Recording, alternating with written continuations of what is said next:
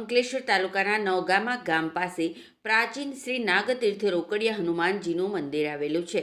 આ પ્રાચીન મંદિર ખાતે શનિવાર અને મંગળવારના રોજ હજારોની સંખ્યામાં ભક્તો દર્શનાર્થે ઉમટી પડે છે. ત્યારે મંદિરના ટ્રસ્ટી મંડળ દ્વારા હનુમાન જયંતિ અને રામજી મંદિરના બીજા પાટોત્સવ નિમિત્તે વિવિધ ધાર્મિક કાર્યક્રમોનું આયોજન કરવામાં આવ્યું હતું. હનુમાન જયંતિના પાવન અવસરે ભવ્ય લોક ડાયરો યોજાયો હતો, જેમાં લોકગાયિકા અપેક્ષા પંડ્યા, લોકગાયક રાજ ગઢવી અને હરિસિંહ સોલંકીએ ડાયરામાં ભજનની રમઝટ બોલાવીને સૌને મંત્રમુગ્ધ કર્યા હતા.